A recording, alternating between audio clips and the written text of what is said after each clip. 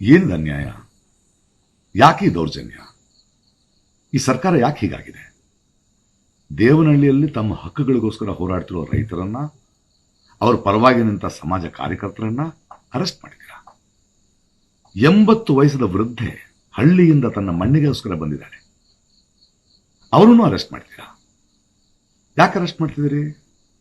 ಅವ್ರ ದುಡ್ಡಿನ ಆಸೆಗೆ ಅಲ್ಲಿ ಕೂತಿಲ್ಲ. ಇನ್ನೊಬ್ಬರ ಸ್ಥಳವನ್ನ, ಇನ್ನೊಬ್ಬರ ಆಸ್ತಿಯನ್ನ ಕಬ್ಜಾ ಮಾಡೋದಕ್ಕೋ ಕಬಳಿಸೋದಕ್ಕೋ ಅಲ್ಲಿ ಬಂದಿಲ್ಲ.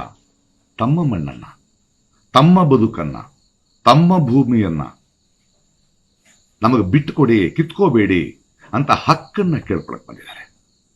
ಅರೆಸ್ಟ್ ಮಾಡ್ತೀರಾ?